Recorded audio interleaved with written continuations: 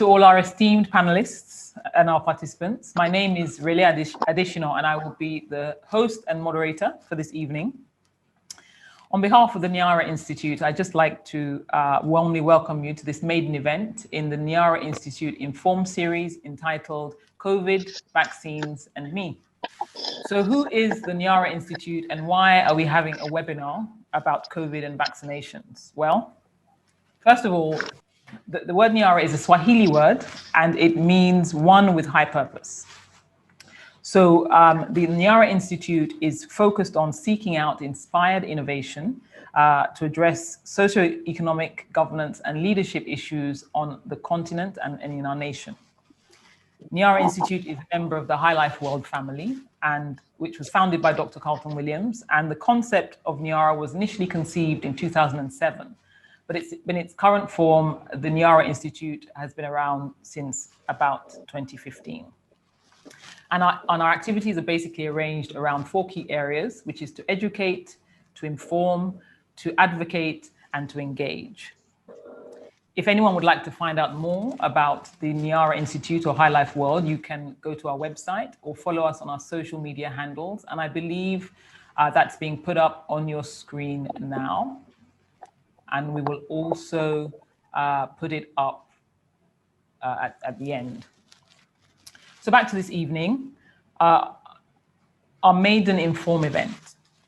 I think we can all agree that 2020 was an unprecedented year. I don't see anybody on the panel, and I'm sure no one in the audience is over 100 years old. So this is all our first pandemic. And you know, it has been a defining year for everybody. We've been faced with lockdowns, masking, isolation, speculation. You know, we've had lots of time on our hands with little to do but scour for information on, you know, what is going on in our world. And, you know, thanks to technology, you know, everybody has a voice, everybody has a platform, and there's a lot of information that is floating around. But the Niara Institute Inform series really seeks to help people to be able to access quality information, to make informed and effective decisions, to better engage with stakeholders, to engage with their communities, to make decisions for their families. So we have no slant or agenda. We simply inform, and our listeners and our participants decide. So we have 4 fantastic panelists this evening to help you to become informed and furnish you with what you need to decide. And I'll just introduce them briefly. I will give an abridged version of their bios. And if you want the full bio, you can find that on social media. So firstly, we have Dr. Chikwe Ihekweazu, currently serving as the Director General of the Nigerian Center for Disease Control, NCDC. The DG trained as an infectious disease epidemiologist and is a graduate of the College of Medicine, University of Nigeria, with a master's in public health from the Heinrich Heine University in Germany. He has 20 years of experience in senior public health positions and has held leadership positions in South Africa, UK, Germany, and of course, Nigeria. So DG, we warmly welcome you to this panel and thank you very much for agreeing to join us. Thank you, great to be here. Next, I'd like to introduce Mr. Ayo Ogunsolu, an industrial microbiologist and pharmaceutical quality professional, graduating from University of Lagos in 1986. I'm not sure that I gave years for everyone else, but never mind. Mr. Ogunsolu has worked in the pharmaceutical sector since 1991, almost exclusively in biotechnology. He's a chartered member of the UK's Royal Society of Biology and has extensive quality control experience in microbiology, chemistry, and biochemistry labs, and is named on several licenses in the UK as a qualified person. Mr. Ogunsolu joined AGC Biologics in November 2020 as a QP or qualified person, and he's helping with the manufacture and release of Novavax, a COVID-19 vaccine that has recently been announced as demonstrating 89.3% efficacy against the virus, past and present strains. So, Mr. Ogunsolu, you're most welcome, and thank you very much for agreeing to join us this evening. Yeah, thanks for the invite. I'm glad to be here today. Next, allow me to introduce Dr. Babafemi Adenuga, a board-certified physician of the American Board of Family Medicine and an associate professor of family medicine at Howard University College of Medicine. Dr. Adenuga is a graduate of Obafemi Awolowo University and has been in practice for over 20 years. He was the program director of the Family Medicine Residency Program at Howard University Hospital from 2004 to 2015, after which time he took up an appointment as a special advisor to the governor of Ogun State, serving from 2015 to 2019. He currently runs a clinical practice at the Marcel Ruth Cancer Center and Specialist Hospital in VI Lagos. Dr. Adenuga, thank you very much. You're welcome. Thank you so much for agreeing to join us. Thanks for having me. And lastly, but by no means least, we have Dr. Babatunde Ipaye, who is a seasoned public health professional. He served as the Commissioner for Health in Ogun State from 2005 to 2015 to 2019, prior to which he has helped to manage several international donor control awards on HIV, AIDS, and malaria, as well as providing high-level multi-country technical support on many policy and program reviews. He has worked with the World Bank, DFID, UNICEF, Bill and Melinda Gates Foundation, and others. And he is presently the team lead for Pelton Global Services, a wholly indigenous consultancy supporting public and private entities in the healthcare sector. Dr. Ipaye, thank you very much for agreeing to join us. You're very welcome. So at this point, we'd like to take a poll from our audience, and we'd like to know if you have been vaccinated or not, and if you haven't been, do you at this point plan to take a COVID-19 vaccination? So you should see that poll come up on your screens now.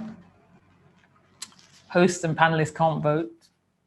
We have immunity from voting, at least.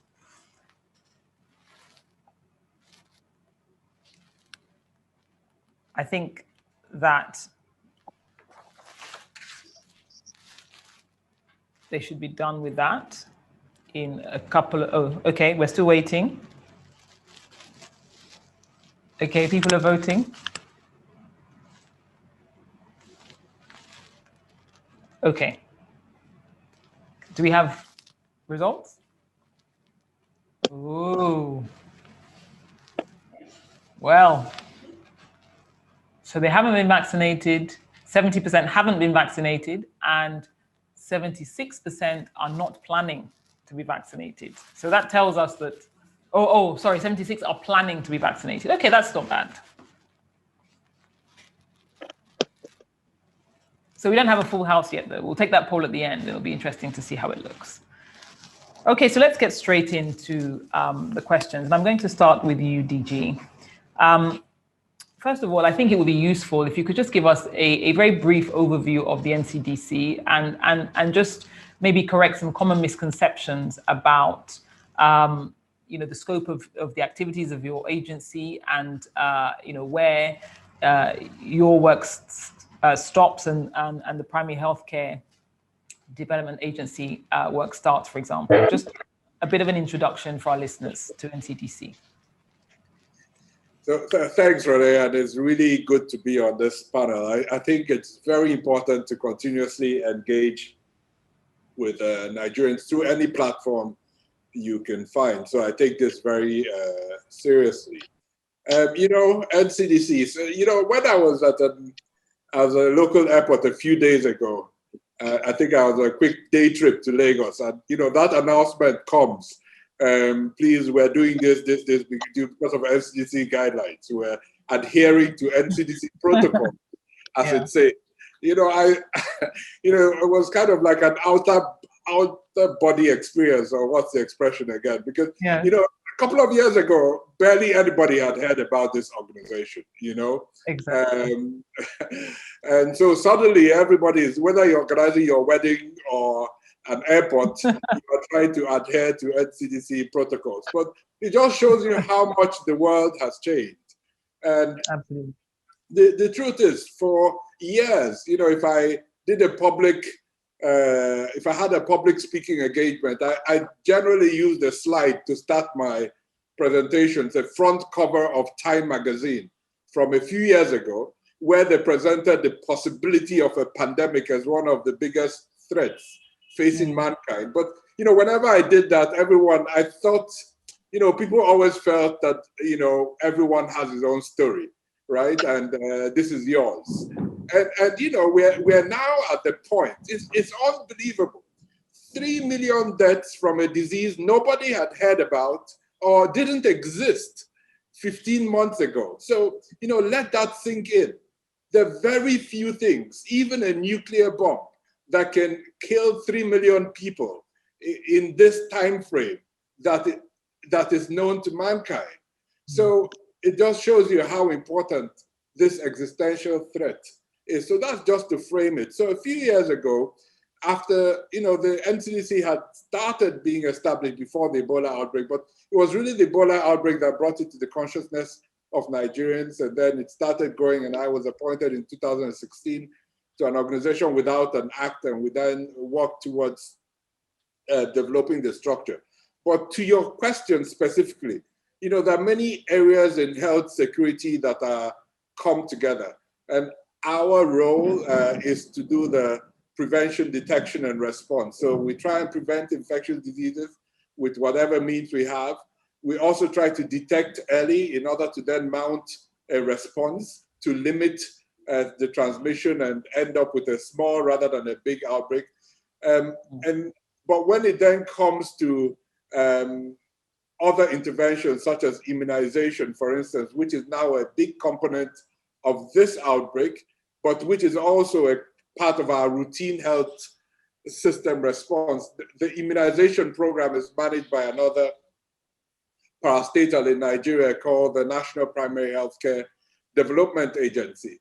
But that's just one aspect. There are many things we do together. If you remember at the beginning of the pandemic, there was a phone call that circulated all over WhatsApp about a lady in Kano that was calling NCDC to pick her up, and NCDC was not responding. You know, so that responsibility is not an NCDC responsibility. We don't own hospitals. We don't provide care. It's done by at the state level primarily. So there are many components of what is called health security that is delivered by other arms of government. Our role is to deliver some of it ourselves, but also coordinate the rest and develop policy guidelines on how to do that best to protect the country's health. So we've got a very good website for a government parastatal, I'm proud to say, ncdc.gov.ng. So really everyone on this session, so that I don't spend too much time on this part of the conversation, to please visit that website, and you might be surprised that many of the things you think is not possible within government actually does exist there, and you end up being a lot better informed than you were before visiting. So let me pause here for now. I know we have a full discussion ahead of us. Okay, thank you very much for that. And actually, the next question is going to go to you also, just to sort of help frame some specifics on the pandemic. Could you give us an overview of the trend of the pandemic in Nigeria, including what the data is showing you about at-risk groups, and your thoughts on you know, what we might call off-the-books cases, people that have not gone to any kind of, you know, center to be tested, so their case is not recorded, or they're being tested sort of privately, and those numbers are not necessarily going in. And how has Nigeria compared to maybe some of its peers in this regard? So thanks. Yeah. So firstly about the numbers. So from our surveillance data, we're about just under 170,000 cases with about 2,000 deaths so far. And the trends right now are coming down. We're at, I think, 11th week of a week-on-week reduction of incidents in cases that were found. Those trends, there are many things that gives us assurance that our trends are fairly reflective of the direction of similar in the different states, especially the high burden states, Lagos, Kaduna, FCT, Rivers. We see similar trends across the country. Anecdotal data also shows that our treatment centers are more or less empty at the moment. Very few cases. in the treatment center. So we're fairly confident in our general numbers. But having said that, you see, this is a disease that has a spectrum of presentation from completely asymptomatic in 80% of cases to very severe illness. So it's almost impossible for us to find all the cases, especially of the asymptomatics. So, but in order to understand that, we carried out a seroprevalence survey in 4 states and found, like in Lagos State, a 20% prevalence in the adult population. So showing that quite a number of people had been exposed, infected, and never knew they had this disease, and have maybe some level of immunity. How much exactly is hard to estimate. So I think generally, I will summarize it by saying our trends are fairly indicative of the level of transmission going on. We are by no means finding all the cases, but it's also not necessary to find all the cases. We estimate the burden of disease with the surveys that we've done. That will helps us in our planning purposes. But my final word on this is, when I say we have seen a reduction in cases over 10 weeks, that is true. But that was also the situation in India exactly 2 months ago. And right now, they're experiencing the most severe resurgence of cases in any country in the world. And their hospitals are full, ICU centers are full. So there's a lot that we're still learning about this virus in terms of what drives transmission. And India did not do any big national lockdown. They haven't achieved significant coverage in their vaccination efforts. So all the normal explanations that we give don't really fit into the Indian example. So I think there's a lot for all of us to learn. I have learned as a scientist to be very humble in my expressions of understanding of this virus. And I think it's in that humility that we have gained some credibility, because by the time you say this is this, the virus shows you that it's not always the way you presented it to be. So we are all learning very quickly, but at least we are learning. And with that knowledge, we're responding to a very complex virus that is very well adapted to human populations, incredibly so, for it to then be able to lead to the damage it has caused so far. But we'll keep pushing. We're learning every day. We're increasing our ability not only to count cases, but to detect variants through genetic sequencing. So we're doing a lot of work to increase our ability to understand what is driving transmission in our context.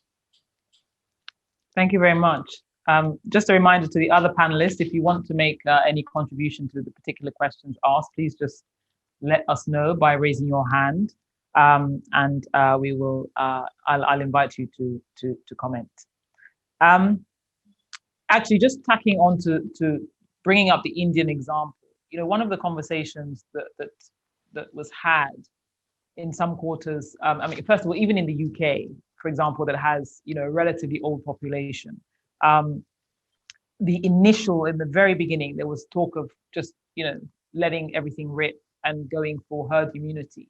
And in a country like India that has a very large and also young population, that was perhaps considered an option. Nigeria arguably is a sort of a scaled down version of that demographic.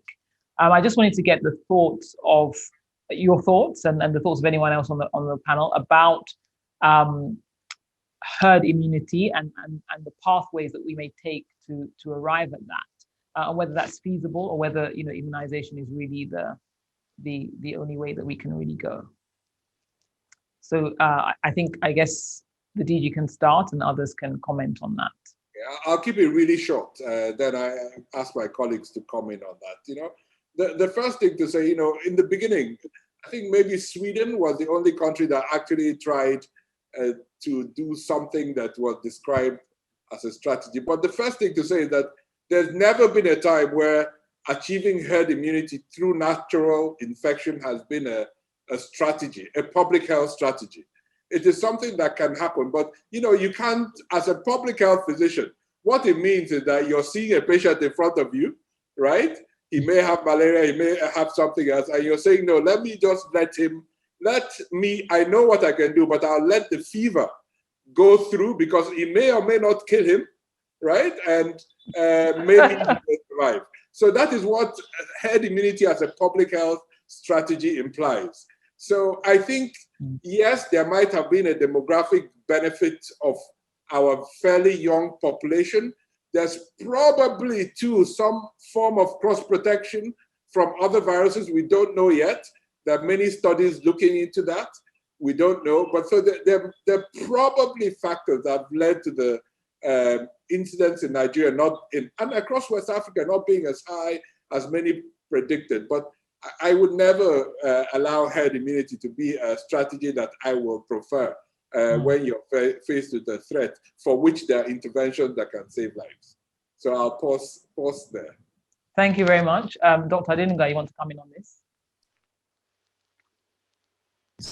Yeah, so I was just going to say, I mean, I agree very much with the DG. I guess, you have two public health experts here, and, herd immunity is obviously falls into their jurisdiction fully.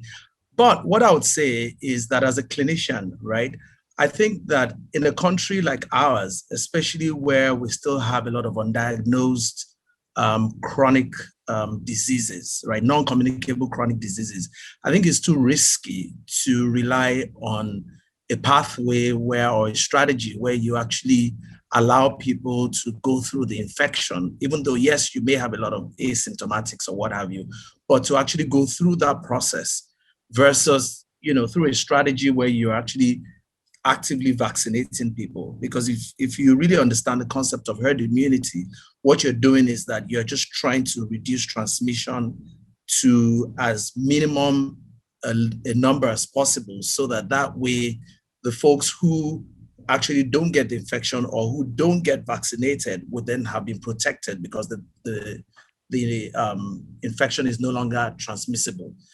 So that's the general concept. So, but I think it's too risky. So I agree with him. And I would stop there as well, so I don't belabor the point. Okay. Dr. Ikpaya, you'd like to come in on this? Well, thank you. Let me first congratulate you for putting this up.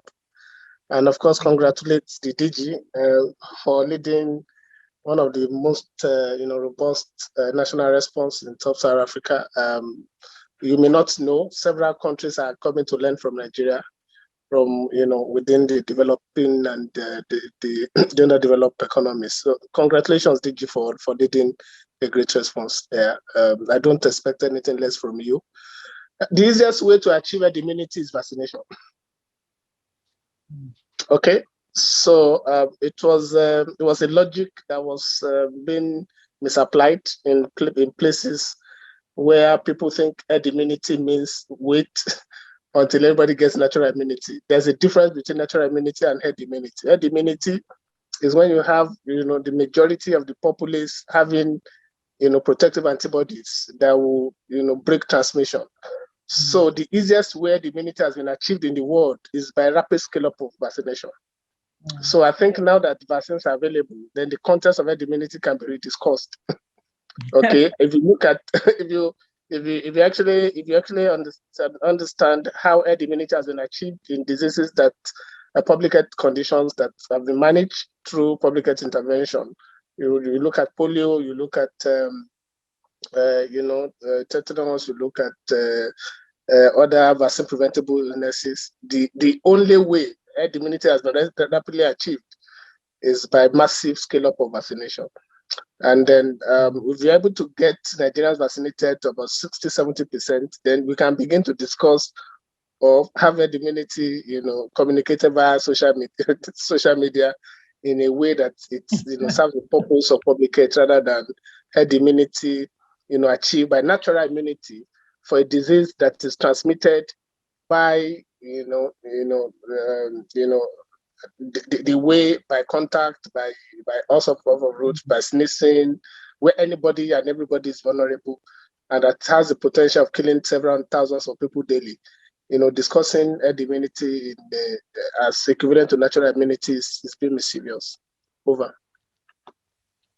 Thank you very much. I think that's a very useful and important clarification, because for the layman, understanding actually what herd immunity is and how it's achieved will go a long way to serve their thinking in terms of how they feel about being vaccinated.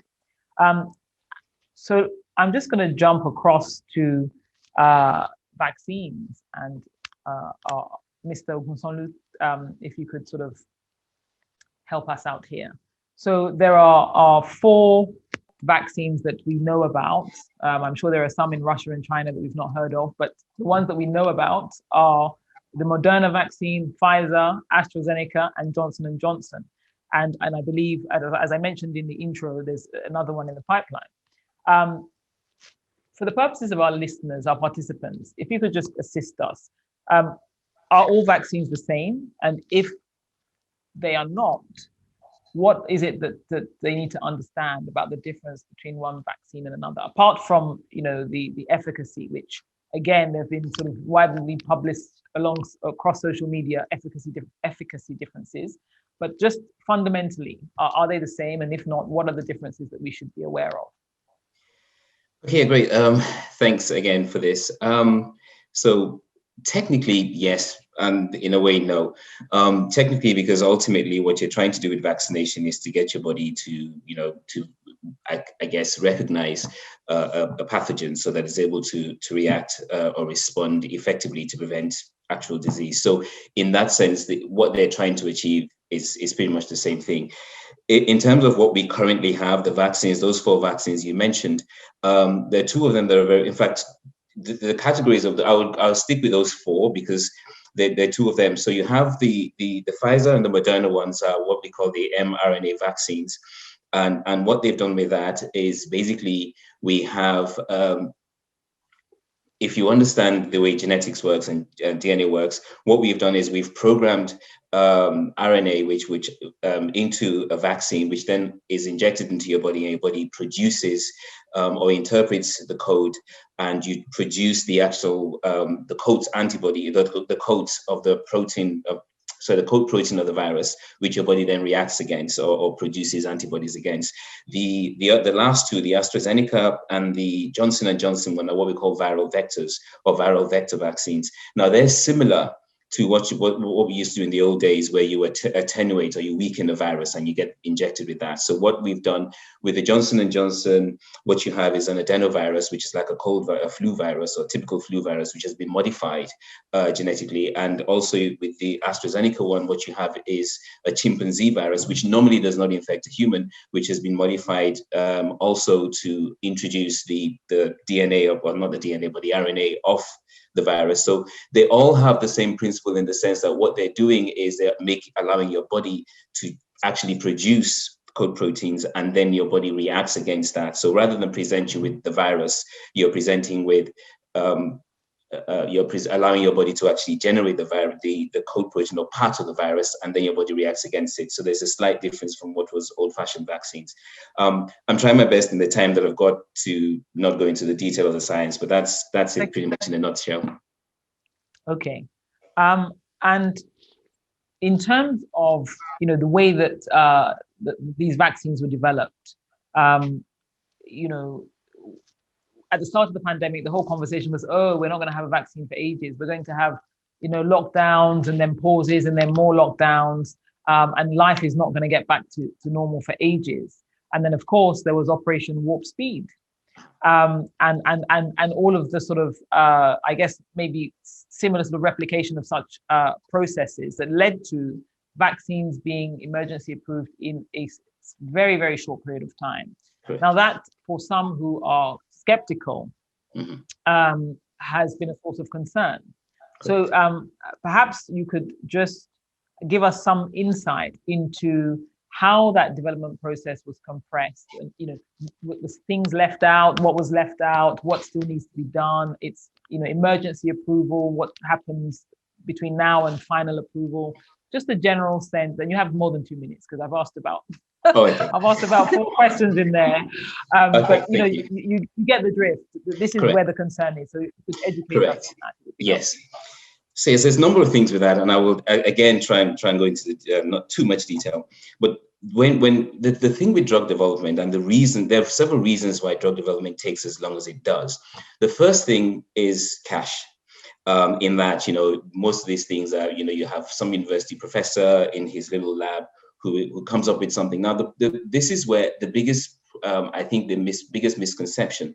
A guy in the lab where he's miles away from an actual drug announces that he has made a discovery, and that hits the news media. So you hear, oh, breakthrough in cancer treatment, and that's announced in 1980, and then you don't. But that's the very earliest stages. Nothing has even happened. He started basic research, but as is typical with the news, you hear about it then. And then it might be 20, 10, 15 years later before you actually hear anything. So I think that's one of the misconceptions that the media, general public have, is that, oh, but we heard about this and it doesn't actually become a drug for much later. So why was this so quick? So that's the first thing. You hear about these at the very early stages is the first thing. The other reason why, another principle or reason why this was also quick, you mentioned Operation Warp Speed. At the time that was announced, I was working with another company, and what I forget the president's name now. I shouldn't forget. That's not very good. But what the president at the time did was he looked at he got the NIH in the US to look at the 20 leading COVID treatments. And what he did was he in effect immunized the companies from the cash risks. So what he did was they got them all in, and then I think it was the top 5. What he did was they were given money to start building facilities. They were given money to recruit people so that immediately the authorization was given, they could start manufacturing. In fact, while the drugs were being assessed, or while the vaccines were being assessed, they were already manufacturing, so that as soon as they got authorization, they could start they start manufacturing. They could actually put them on the market. So, well, because of course normal companies would, in a normal setting, a company would not do that. You would not invest billions of dollars building a facility, employing people, and all of that stuff before you even get approval. And that's like dumb. I mean, that's not even dumb. That's super dumb. You just wouldn't do that. So that's the other thing about maybe the speed. But then going back, I need to go back again to maybe a very, very fundamental thing. Now, one of the things I say to people is that there are standard stages of a clinical trial that happens when you develop a drug. Now, most people, I think by now, know about the 3 phases, and there's maybe the 4th phase. The first phase you go into, you're looking at clinical, just the effort, the safety. How safe is it? So you get, maybe 10 to 50 people, and you test them and see does this actually not kill anyone? So you inject them, you take that. That's the standard protocol. That was not changed. So that was still done. Then the next stage you do sort of like an efficacy. Does this actually work? You look for people who have some sort of disease, and then you treat them and see if that works. And then there's a 3rd phase where you're then going to, this is where you're going to the large scale, you're looking at tens of thousands of people. Now, here's the thing. If you're doing a study on eczema, and you go through phase 1, just think about how long it would take to maybe even just get 50 recruits for your phase 1. And then think of how long it would take to get, maybe up to 100 or 200 for your phase 2. And then by the time you get to phase 3, you're talking about tens of thousands. You have to look for people who've got this condition who you're going to try to treat in various classes. I mean, the time that takes in itself is also prolonged, which is nothing to do with the fact that we know what it is and we're studying long-term effects. No, it's just the time it takes to gather the data sufficient to be able to present to the authorities. Now, here's the thing with COVID. You've got a situation where you have multiple, you have just a plethora of, you have like millions of people who can volunteer. You also have a disease which, from the time of infection to the time of worst case scenario, which is death, is also very short. Because think about it, if you're looking at something like eczema, you're trying to see, how long does it take for that, that ring of that, whatever it is, to shrink to this much, and that can take ages. Whereas with COVID, is a very short period. So of course, when you get, first of all, you would not, when my company, the company I was working for, we had 2 drugs out to the market. We were trying to get through a phase 1, just phase 1. We're looking for 50 volunteers for dermatitis. We spent 2.5 years looking for 50 volunteers. We had another drug which we actually went in and applied for Operation Warp Speed, and we went into India and Colombia, and we were looking for 50,000 volunteers. We got them in a week and a half. Wow. And that's the thing. So exactly. And so we had the numbers already. So there wasn't, and nothing was changed. There was nothing.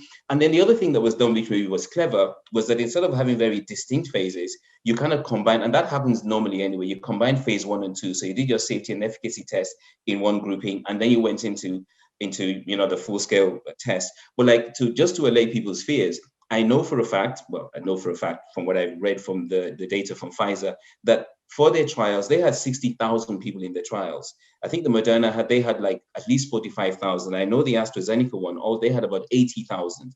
So there wasn't anything that was compressed. And emergency use of medicines has always existed. It didn't suddenly come into play because of COVID. It's always has been. And I think that's another thing, because we were saying, oh, well, so this happened also quickly, and then suddenly they put in all these regulations. They've always been there. It's just that obviously we've activated it because we are in an emergency situation. And that's just what it is. And I will stop there unless maybe if anybody else wants to say something, and otherwise I'll say some more. Okay, thank you very much for that. Dr. Ipaye, you wanted to come in on this? Well, thank you.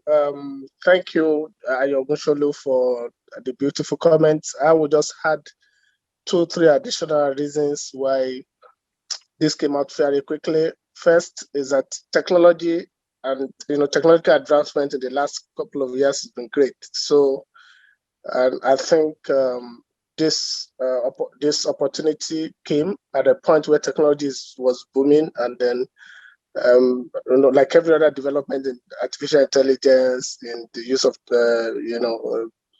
some other technological advancement. So the technology came at a time when health and public health and vaccine production can also benefit from it. That is one point. The second, just like you said, several countries had to look at the economic impact of COVID versus the public health investment. America was losing trillions of dollars on a monthly basis.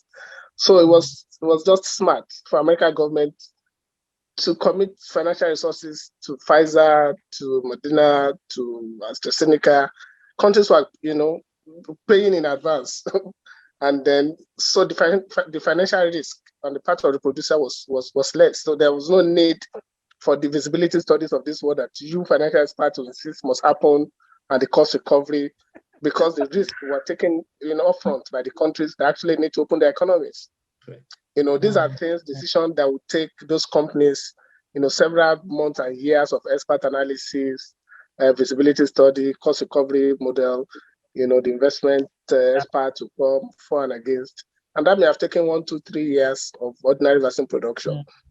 But American government committed over $200 billion without blinking, because of course their multi-trillion economy was going down the drain in their very presence. And UK, several countries had paid in advance to this company, so they were just using free fund, no interest, no financial risk, and so it was so easy to actually take away some of these, procedural issues or administrative issues that would naturally delay development. And the final and the third one is that, the risk around not doing anything, no matter how, the safe or unsafe you think, actually push the world to a point where when you have a disease that could cripple economy, affect the rich, the superpower, everybody became a philanthropist. And so when you have, it was a global emergency, and when you have emergency situation, responses are usually better and smarter. Thanks. Bye. Over. Thank you very much. I'm going to stay with Mr. Ogunsolu because just on the vaccines. I think that this has provided us with very useful insights, things that a layman who's not in this space would not necessarily comprehend. So it's been very good to sort of tease out some of these points. But the question I want to come to is efficacy. Again, I've seen something circulating on social media, although I did check the sources and they seemed sensible. And they had the Moderna and the Pfizer vaccines in the 90s, and then they had the Johnson & Johnson and AstraZeneca in I believe the 60s. Can you just maybe talk us through why there would be such a discrepancy? Is that normal in the context of developing vaccines for a disease? Let me just start with that, and then I have a follow-up question on vaccines. Okay, just checking on me. Okay, the very, very crucial thing is something defined or called the clinical endpoint. what am I trying to achieve when I start a trial? And so that's the first thing. So again, going back to my example of, say, something like eczema, I might be saying that I want to shrink your skin infection by 50%. And so that might be my endpoint. Now, when people try to compare the efficacy, what they forget are a number of things. First of all, we don't actually know what the clinical endpoints were for all of these vaccines. The other thing that would actually, what you might say, affect, so how you're going to calculate your efficacy varies. Then you also have the population that you've chosen, your population that you've chosen, and the experiments are not actually the same. These are not identical experiments, because if you think about it, AstraZeneca have 60,000 people that they've chosen for their trial, and then Moderna have another 40,000, and these are different. This is not an experiment that is an exact replica of one another. So to look at this one and say, well, it was 80% efficacy or efficacious, and this is 60% efficacious, or that means this is worse than this. It's just it doesn't even make sense, because you're not talking about an experiment that you've conducted on this. It's not the same people, the same conditions, the same. I mean, if you look at the demographic nature of the people who have submitted or come for your trial, that would also affect it. What other underlying conditions do they have? Yes, you would try to look for maybe different people, different nationalities. As we know, Black people don't do these things. So of course, you're not going to get, I may have, no, it's true, because I may have maybe been lucky enough to pick a lot of Black people who may be more susceptible or not, or a group of people who may be more susceptible or not. There's also the fact of the timing of when the trials happened. So if apparently the Pfizer and Moderna trials happened when the infection was at a lower rate. So of course, there was also what you might call the viral load, or the exposure that these people had to maybe potentially getting additional infection was also quite reduced, as opposed to what happened during the AstraZeneca, especially the AstraZeneca one. They actually gave it when there was like a second wave, was when they actually carried out their experiments. And then, but crucially, and the most important thing, if you go with the clinical endpoint of preventing death, all of those vaccines were 100% effective. So if your endpoint was, we don't want any of these guys to die, every single one of those was 100% effective. But against the clinical endpoints that they defined, what they're saying is, okay, so out of every 100 people, these people achieved, or we were able to, within 89% of the total population that we exposed to this vaccine, was successful, or they achieved that clinical endpoint. But the clinical endpoints for each of these were different. Mm-hmm. So that's as far as I would go, and that's as far as my knowledge is in that area. So if there's anybody who's more knowledgeable, they can do that. But yeah, because that's as far as I would go. I think the epidemiologists might have better ideas, because they do the statistics and all that. Well, I'll just comment briefly. Just to emphasize a point I have made, is the most important endpoint here is severe illness, right? Or death. So, and all the vaccines are almost, I think there's one out 98% against severe illness. They were all 100% against death. So nobody died in any of the intervention arms through the clinical trials. Not a single person in all the trials. And almost all severe illness was prevented. So, and that's the most important thing. Whether you have a symptomatic infection or not, it doesn't really matter to you as much. It matters to us in public health, because we want to prevent transmission as well, to prevent the infection moving from one person to the other. But in terms of your health, you're interested in being sick or dying, and all the vaccines are very effective, very efficacious, and we now know they're also effective. The other thing to say is, to be honest, if you ask any of us on this panel 8 months ago, if any of us dared to hope that we would have a vaccine as effective as this, hell no, no scientists. We were praying for a vaccine that would be 50, 60% efficacious, that we can then use, and then with time we reduce the burden. So we are in a simply miraculous place with the amount of science that has gone in. And sometimes when we talk about these trials, and you call all these experts like Ayo, who does very complicated things with viruses, right? The science behind vaccine development is so incredibly complex from the beginning to the end. And to imagine where we are is just, to me, it's, when it's out of science fiction if you were to talk about this a few years ago. So when we talk about it as if it's kind of something you can just find, you go into your room and you find the vaccine and it works, So I think when the story of this outbreak will be told in detail and with calm nerves, there'll be an incredible story for science behind this. Thank you very much, DG. And just on this point, I just want us to, just as a takeaway for the participants, so what is the sort of a takeaway that you want to leave with the participants in terms of how they should be thinking about efficacy of vaccines? So they should basically just be thinking about serious disease and death being prevented, and anything else in between is like not a thing. I mean, how should people, someone that's looking at this thing that comes around on their WhatsApp that says this is 90-something% and this is 60-something%, how should they be interpreting that, and what should be their takeaway in very sort of brief and layman's terms, and anybody can respond. Half a second there, Baba Femi will go, right? Right.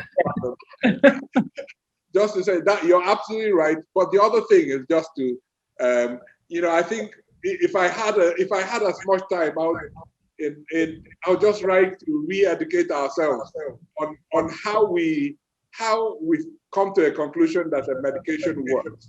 Forget about whether it's a vaccine or an antibiotic. I hear a lot of people say, I believe it works for me, right? Or my opinion, this is science. There are no opinions at this stage, right? Especially when we can do a clinical trial. So you're comparing things, and through that scientific approach, you can see that in one population compared to the other, there's a reduction in disease in one to the other. And that's how we know antibiotics work. That's how we know paracetamol works. So you can't use the same framework. And sometimes you say, I will take antibiotics because I know it works. But for vaccines, no, that framework doesn't work. I'd rather listen to my pastor because I believe he works. So it's not a matter of faith. And God has given us so much intelligence for us to come up with this framework with which we can reach this conclusion. I'll pause. Thank you very much, DG. Dr. Adenuga, you want to come in? Very short, very, very short, as Chigwe said, to keep it short. So I agree with that as well. And I think that, because I get asked questions by patients about what vaccine they should get. And I think the thing to understand also is that you get the vaccine that is available to you, as opposed to what should I be shopping around to get? Because again, like, Ayo has mentioned, the DG seconded that and, echoed it very nicely, that, the key thing to understand is the endpoint in terms of one, we're talking about severity of disease reduction. So if we're saying that, even if you were to get COVID after the vaccine, the severity of illness, very, very low. And again, I think that's what we kind of look for, even as treating physicians, when you find somebody who has been infected with COVID, what you're hoping for is that they don't get the severe form, because that's when there's a problem. So again, what is most important is to understand that nobody died from getting the vaccine. Nobody died from COVID, after getting the vaccine, essentially. So what is important is whatever is available to you, you get. Thank you very much. DG, you wanted to come back in on this? No, I think that this answer has been well. Oh, it's taken on a life of its own.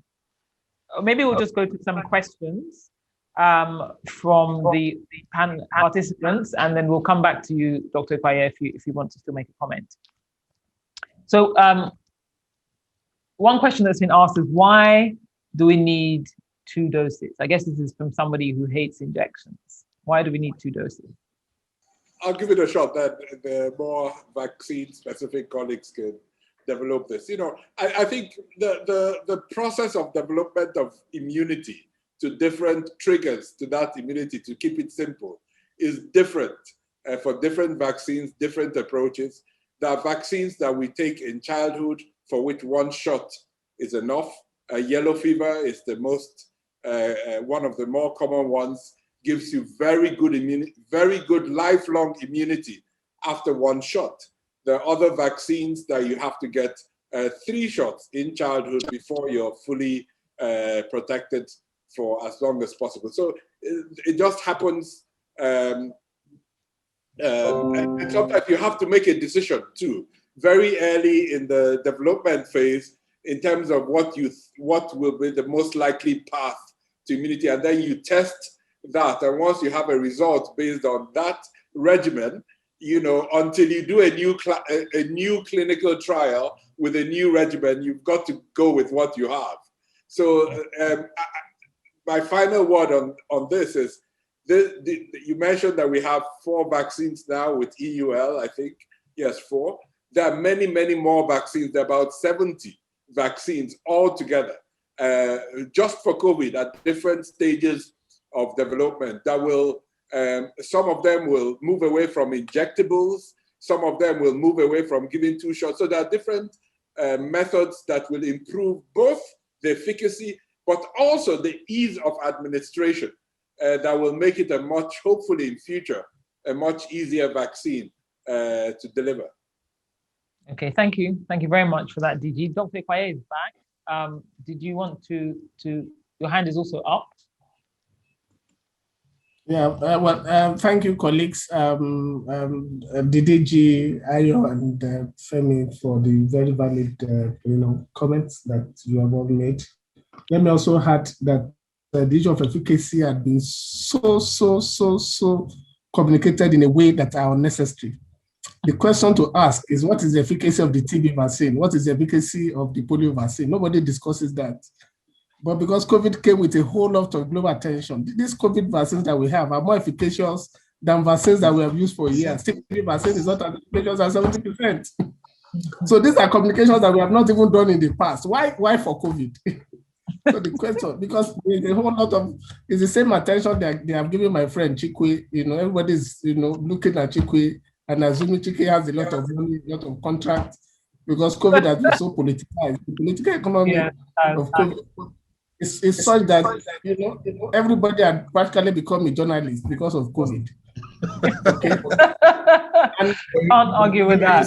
You were the one that said technology, so this is where technology has come into. Exactly. Yeah, I agree. But there are questions we don't used to ask in class. Polio is eliminated in Nigeria. Nobody asked for the efficacy of the polio vaccine. They should take in it. Smallpox was eradicated. Nobody asked for the efficacy of smallpox vaccine. Okay, and there are vaccines that we have used for years that are not as efficacious as even the AstraZeneca vaccine. Okay, so there was no WhatsApp when those ones came out. You see. Okay, so and then the other issue to know is that this efficacy thing, just like COVID itself, is still emerging. Okay, what we have known is that even when they say the efficacy is 70% today, for instance, for AstraZeneca, if you give it maybe 3 months after, it increases the efficacy to about 80-something%. The studies have shown. But the bottom line, I think what we need to take away from here is that what is the clinical endpoint? And I'm happy that Ayo and Dr. Chikwe had said the most important thing is that what is the purpose that this is designed to do? And if it is 100% for Pfizer, 100% for Moderna, 100% for AstraZeneca, and about 97-98% for Johnson & Johnson. So what else are we looking for? Okay, and I think so we should manage the communication in a way that at the end of the day, Niara, people that are doing great work will now focus on the clinical endpoints rather than, all this and the WhatsApp post conversation. Thank you. Thank you. Thank you very much. Mr. Ogunsolu, your hand is up. Yeah, I do apologize, but I just wanted to emphasize there's a question that I really wanted to answer, and I'm sorry to have taken this liberty, but it goes along the line of what we're talking about. So there's a question about the US apparently stopped the Johnson & Johnson, and I want to address that. You will see the relevance. Oh, was it? Okay, great. So I'm glad you said you will see the relevance of this in terms of what Dr. Tunde just enumerated. So I wrote this down because I had a feeling this question would come. So I have some details you want to read. Now, apparently in the EU, we've had 169 cases of CSVT. This is this cerebral venous, whatever it was, thrombosis. We've had 169 cases out of 34 million doses that have been given. So that represents like 5 in every million people who've been vaccinated. In the US, apparently, typically without, before COVID injections and anything, 5 in every 1 million people catch this CSVT. It's apparent that's the normal, and it's considered actually at 5 in 1 million is considered a very rare event. So this happens naturally to people. That's 5 in 1 million. In the US, they have given 6.8 million doses of the Johnson & Johnson vaccine, and there have been six cases of CSVT. That's 1 in a million. In the UK, they've given 250,000 doses of the Johnson & Johnson vaccine, and there's been one incident. In the UK, the incidence is 1 in every 250,000. That is like 4 in a million. I emphasize that because you see, naturally, CSVT happens in 5 in every million in the US. We don't make a big song and dance about it. You suddenly get a COVID vaccine, 4 in every million people catch CSVT. Oh my gosh, that vaccine is dangerous, but we're going to die. I don't want that vaccine. And it's this thing about information, and it's about putting things in context. And I understand that what is obviously happening is the government are reacting quicker because of the fact that, they want to at least study what's going on. I must actually emphasize that in all of these cases, they haven't actually directly attributed these to the vaccine. But even if they have, the levels we are seeing is below what naturally occurs with or without vaccination. The other thing people need to understand is we're talking about compression. Everything with COVID is compressed. So typically, normally, how long will it take for you to give 34 million doses of any medicine to in the world? It will probably take you years to get to that kind of number. So you would have had, let's assume you did over 5 years, and in over 5 years, you had 26 cases of CSVT. No one's going to be thinking that medicine is unsafe. And the one thing I would just say just before I go, because this is another thing about this whole thing about safety, I'm pretty certain almost everyone on this panel and everyone who's attending have taken paracetamol. I wouldn't give you the numbers, but every year I will give you the numbers. Every year in the US, 16, because I'm just passionate about this. 16,000 people die from paracetamol related deaths. There's 16,000. That's just in the US. And I don't see anybody going to take their paracetamol and go, oh my gosh, 16,000 people have died this year, so should I take this paracetamol? No, but then suddenly, 26 cases of CSVT, and oh my gosh, I'm not taking the Johnson & Johnson vaccine. Like, seriously? Sorry, I need to be humble, as we said at the beginning, so I'll be humble. But it's just to put it out there as, people need to get context into these things. I'm going to come to Dr. Adenuga in a second, but, on that point, I think this is born out of a lot of just news flow. Everything has been very intense in relation to COVID. The conversation, especially in the global media, has been that, people of color as a group are seemingly more susceptible. Now, whether this is because of socioeconomic factors or genetic factors, needs to be discussed. It would seem that Nigeria is the most populous Black nation on the planet, and yet we didn't have the rampage of COVID instances that was seen or referred to in the developed world. And I'm saying all of this to say that the whole conversation and the narrative around COVID, who's susceptible, how they should address it, vaccines, non-vaccines, I think it's part of the reason why there's such a reservation or suspicion. Now, as professionals in this field, what do you think are some simple key things that need to happen to mitigate what is ordinarily referred to as misinformation or conspiracy theory or whatever, that may help people to be more objective about how they're thinking about vaccinations and sort of the appropriate protocols in view of this disease.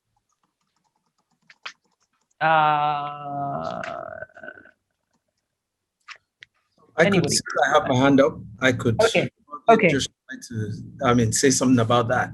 So Okay. I think you've kind of asked two questions in one because or made two comments in one, because you initially mentioned that, there is health disparity issues, which obviously are more evident in people of color, So, and I mean, I think, even with the incidences of COVID, in areas where you have a combination of Caucasians as well as Blacks, you probably saw that there was severity of illness that was reported more in Blacks compared to their Caucasian counterparts. And, that basically, has several factors, to play in that. Health disparity has always been an issue, because again, you find out that, whether it's related to socioeconomic disadvantages or if it's related to things like access to care, which also is an offshoot of socioeconomic disadvantage. Then you have issues too around trust, where you have that, there are stories in the past as to how Blacks have been, subjected to several types of experiments, which have been very, very, bad in the past and things like that. So, they're just a constellation of factors that, that have led to the fact that generally what you have is that you just have a group of people who tend to have more chronic illnesses that have not been addressed.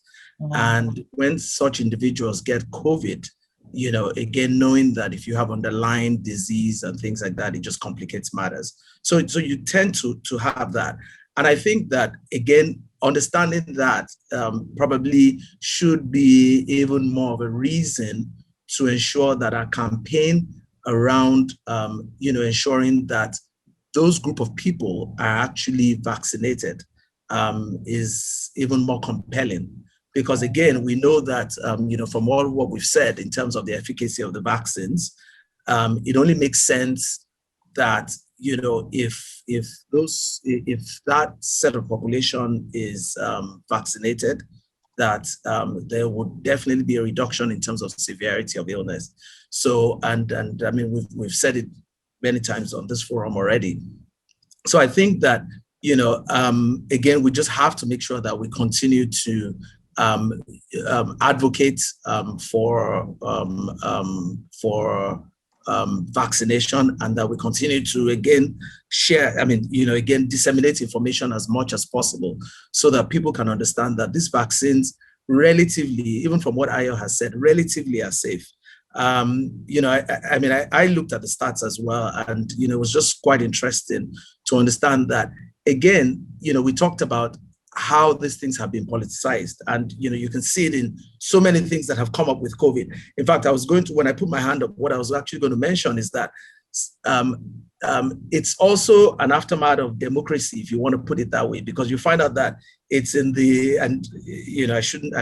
maybe I shouldn't say this, but you find out that is in the countries that are very, very strong in terms of their democratic inclination or what have you, that they have such issues whereby because you don't hear of things like that in China and in those areas where they've been ravaged with COVID, and they've been able to get their numbers down as much as possible. So again, I think what we should really be focusing on is we should be focusing on the positive effect of the vaccine and just letting people understand that, getting the vaccines is relatively safe. Okay, thank you. So following on from that, just to sort of talk about treatment regimens, because we're talking now about vaccines because of a miracle of science that means that we now have a plethora of vaccines to choose from. However, if we sort of go back a bit to the earlier stages of this pandemic, when hydroxychloroquine was being touted as medication that could be very helpful, this was sort of mocked and vilified, and in fact, reports surfaced to say that you could get a heart attack if you have hydroxychloroquine, and that now seems to sort of have moved on, and people are being, it seems to be an effective part of treatment for those who have caught the virus. Given what are still relatively low mortality rates, and given what has been seen to be a relatively effective intervention with certain kinds of medications, and you can correct me if I'm wrong on that last point, do you think that the seeming dogma on vaccinations versus these statistics is part of the reason why people are apprehensive about it? And I'm asking Dr. Adenuga that question. Oh, okay. Well, excuse me. So I need to clarify some things that you said. So first of all, I think what is important to note is that to date, there's actually no particular treatment for COVID. There's no how do I frame that? We don't have enough evidence to actually support that there is cure for COVID in terms of the medications that you have out there. Yes, I mean, there have been, medications that have been used, like hydroxychloroquine, the ivermectin, and most of these medications are actually used as off-label. So they're actually not medications that have been targeted to COVID. But we do also understand that when pandemics like this come up, there's obviously a lot of trials that go into effect. And I mean, to date, there's several trials that have been done to actually look at the efficacy of hydroxychloroquine. You have trials like what they call the Solidarity trial, which the WHO, I think, was the ones that actually started that. Then you have also other trials in the UK, like the Recovery trial and what have you. The Solidarity trial is multiple countries that were involved in that trial. And to date, it hasn't actually been proven that hydroxychloroquine actually is able to prevent death in patients who are hospitalized with COVID. That is not to say that it's not being used. And I think that, again, understanding also, we've talked about the how all these medications have been politicized in terms of the efficacy versus the non-efficacy and what have you. For me, I still think that use of medications still has to be a clinical judgment by a physician who is qualified. And also, when you look at the side effects of those medicines, one of what is very important also is that it should be actually looked at in the context of who you're actually prescribing the medication for. So a proper risk assessment needs to be done. Hydroxychloroquine, for example, it's a medication that is readily available, is used for treatment of malaria, as well as obviously in areas that are not chloroquine resistant, but also used in the treatment of chronic arthritis, things like rheumatoid arthritis, as well as lupus as well. And I mean, it's used in those individuals. It's relatively safe. Even when you look at chloroquine use in Nigeria in the past, growing up, I took chloroquine several times. Multiple people took chloroquine, I'm sure.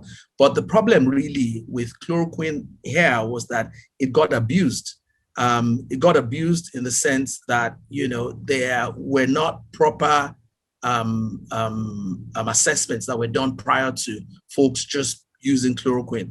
And then aside from it getting abused, there also were a lot of fake chloroquine in the market. And with that, it's difficult to really differentiate safety profile of the original medication from the fake medication. So, when you get all these adverse reactions and all of that, all of it is touted all under the fact that hydroxychloroquine is unsafe. Right. So again, those are all things that you have to put into perspective in terms of whether it's okay to actually prescribe hydroxychloroquine or not. I hope that answers your question. I'm trying not to go over your 2 minutes. You've informed. Thank you, Doctor. Yeah, I'm trying not to go over your 2 minutes, but I'm trying to cover as much as I can. But I think for now I'll stop there. I think just to get a perspective in terms of what is actually available out there for treatment of COVID. And one thing I should probably add also is that in terms of even the use of hydroxychloroquine, the use is really the most of the evidence that have been reported have been in very mild cases, not in severe cases. And a lot of the adverse effects of it also have been reported more in very severe cases, in patients who have been hospitalized, who have multiple comorbid factors, whereby, the side effects that relates to irregular heartbeats and all of that will become potentiated in those sort of patients. So again, it's important to put all of those things in context prior to either dismissing or ruling its use in. Okay, thank you very much, Doctor. Dr. Ikpaye and then Mr. Bolu.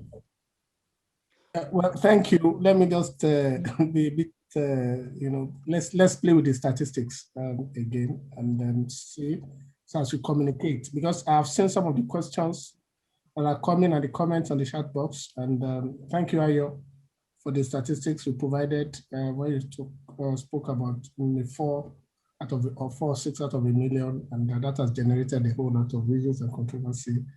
My suggestion is that the next COVID vaccine that is just by your side is the best vaccine for you to take at this point. And why?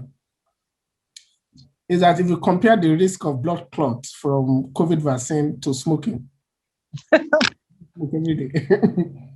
and people get blood clotting disorder by smoking, it is 400 times worse in smokers than people who take vaccine. It's 400 times.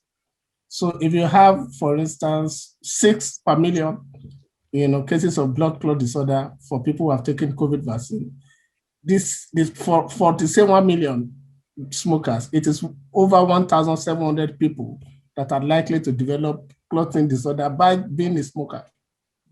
Okay? If you compare with the use of birth control pill, oral contraceptive pill, clothing, it is 100 times worse, compared to COVID vaccination, right? So every medication you have has a side effect. I was happy Ayo gave the example of paracetamol. Even if we now narrow it to blood clotting disorder alone as a side effect of medication, okay, oral contraceptive pills, causes more clotting disorder in many more population. And it has not been stopped for 1 day. Nobody discusses that don't use oral contraceptive pill anymore. Okay, so these are kind of comparative communication that we need to bring out. I mean, the risk of blood clots for those who take oral contraceptive pill is between 500 to 1,200 persons per million population. Okay, no, compare that to COVID vaccine. So these are continuous public education that we need to bring out in a way that we use facts, comparative and comparative figures, and things that people do daily. Okay, you can imagine a smoker who says, I don't want to take COVID vaccine. It's likely going to die, have clotting disorder, 400 times more likely than the relative risk is higher than for COVID vaccine. Thank you, and over. So, just before I go to Mr. Ogunsolu, on that point, why is it then that these vaccines are being suspended, or is it being misreported in some way? Why, given what you've just outlined, why is the administration of these things being suspended, do we think? Okay, I think I'll take that because and the simple answer to that is partly in response to the people's reaction, and so because every single country that has suspended the use of any vaccine after about a week have gone back to it. So what did they find out in the quietly? they didn't find out anything extra in the week, but it's just like everyone's screaming, oh God, someone is, so because the news, what you have, unfortunately, you have this, the news media and everything, social media and all that, are putting out all this information. So of course the government are forced to react to it. It can't be anything more than that. I mean, and maybe that's actually speculation, so I don't have that as a fact. But for me, the fact that within a week or 2 or 3 at the most, they actually go back and suddenly, oh, we're going to resume it. Like, why exactly? Because when you look at the numbers just don't stand out. There's nothing in those numbers that says these things are unsafe. I mean, but the government have to be seen to react. And maybe the colleague from NCDC can give a more definitive answer, but that's the way I see it. The one thing I wanted to actually just talk about very, very briefly that is, yes, there are lots of other medications coming out, some of which are actually for treatment as opposed to vaccination. I mean, the company I used to work for before I moved to Denmark was actually working on treatment, because ultimately what we found out about COVID and the pathology or the way the disease progresses is this thing, again, people can go and Google this. It's called a cytokine storm, and it's over your body goes out of control in terms of its ability to react to the presence of the infection. So your body, in your body, the easiest way to describe it is like you have a I don't know, maybe a mosquito comes into your house and then you start shooting, with a gun because you want to kill that one mosquito. So of course, inevitably, you have a greater chance of hitting your wife, your daughter, your kid than the actual mosquito. And so, and it's almost like that. And so there are lots of other treatments out there which are trying to temper this cytokine storm, where your body is overreacting to the presence of the virus. Because that's actually, the virus isn't actually killing you. It's your body's reaction to the presence of the virus is actually killing you, which is it's kind of like weird, but I won't go into the deeper science. So there are treatments out there. I mean, one of them, probably heard at the beginning, was dexamethasone. Dexamethasone actually helps, calm the reaction of this to your body's reaction in this cytokine storm when it happens. The drug that my company or the company I was working with at the time was working against was also to temper your body's reaction to the presence of this virus. So ultimately, by the end of the year, some of these trials would come to an end and we'll get some results from it. And this is the other thing. The fact of the matter is that nothing has been fast-tracked in unofficially. All of these trials have to happen. I mean, that company I was at, we still had to manufacture the drugs, properly. We still had to apply for a clinical trial application. The MHRA, because I was in the UK at the time, the MHRA still had to review all of these applications and make sure that the trial you were trying to carry out was safe. And so, when people talk, and there was one of the questions was then, were these tested on animals? It's the law. You have to test these things on animals before you go into human beings. And I know people don't like to hear that because of your nice cute dogs and cats and all those things. I'm but fine it's just with it. Yeah, I'm fine with it too. I'm just saying that, it's the law. And one of the things I really want to emphasize here is that nothing, in terms of the regular drug development, there was no shortcuts. Everything happened. Just last thing, sorry. The reason why the MHRA were able to actually authorize the vaccine before any other regulatory authority was because as soon as these Operation Warp Speed vaccines were identified, the MHRA set up groups and they were reviewing the data as it came out. What normally happens is you get all the data, and I kid you not, you have, in the days when we use paper, you would have tons and tons, like 3 trailer loads of paper that have to be examined by the authorities. That's another thing that made it short. So it's going to take you years and years. You get the statisticians come out, they have to do their analysis. But what the MHRA did was they set up teams. They had 5 teams reviewing this alongside the company. So as they were getting the data, it was being passed to the MHRA. So literally, that's why they didn't have too much time at the end when they got all the data, because they had the data as it was being built up. That's why they were also able to say, you know what, we've reviewed this as we've gone along, and this is ready to use. So just a few things to throw in to, tie things up. Thank you very much for that. So given that, there seems to be a very clear sort of consensus view here among our panelists on vaccinations, I want to return to you, DG, and I know this is to an extent, the Primary Healthcare Development Agency is sort of driving immunization, but I mean, as I'm sure you work closely with them and can maybe give us some perspective. In terms of, the volume of vaccinations that need to happen for Nigeria to sort of be in a place where we can say, we're out of the woods, what sort of volume are we looking at, and how long might that take?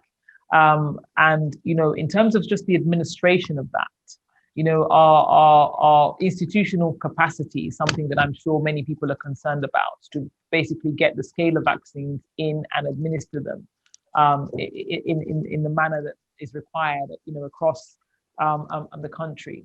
And linked to that is also just the integrity of the vaccines that come into this country. I read something I think last week about Abuja being the only acceptable port of entry for legitimately imported vaccines, just as a means of guarding against fakes.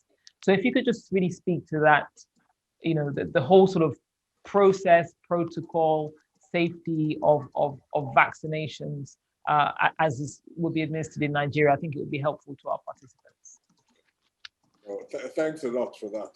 I think if there's one message is to live, is the biggest challenge we have with vaccines at the moment is supply, right? That's, and it's not a problem that money can solve. If not, we would still have found a way, right? So, and this is a big lesson for us, because hopefully we will learn and implement, and what we need to do is very complex and cannot be done in a crisis. It needs to be done in between crises. It needs a long-term investment in science, in development, in a whole building an ecosystem, not a vaccine development plant, but a whole ecosystem that will enable us to be more resilient in the future. But let me explain the current situation. We have a supply challenge. Every country in the world is struggling. Our goal is to vaccinate as many, as large a part of our population as possible, as quickly as possible.